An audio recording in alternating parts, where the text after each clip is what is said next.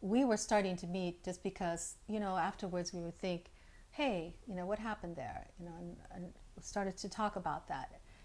It wasn't as formal as our meetings that we'd have later on. Later on we did, we said, okay, we're going to meet, we're going to talk about, and then we come up with a plan. But we did have conversations. But I remember, like in '69, I was still trying to figure out, am I a brown beret? What do I want to do? How do I want to do it? And that was also when I was not a student. '69 at the Denver conference, I was a student at Mesa College, so I was a Mesa representative to the Maya Central, and that's when I was also working on the La Verdad, and also what else? One other, but I was also attending several meetings in town as a student representative. So I was a student representative to the formation meetings of the Chicana Federation.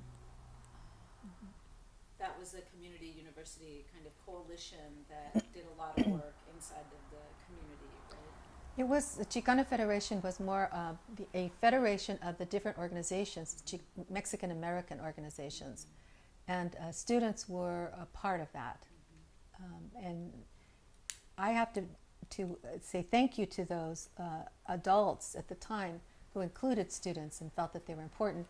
And as I'm saying that, I'm thinking that Gracia Molina Tepic would have been one of those to raise that question in those organizations to make sure that students were represented, and women. So the Chicana part, Chicana because I was making the declaration about being not just a Mexican American, I was a Chicana.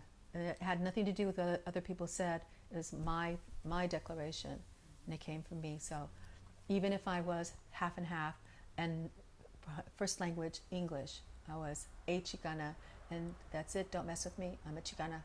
That's it. And being a Chicana, obviously a female, and then also standing for that. Being a woman and learning how not to be mistreated and to stand up for myself. So difficult thing.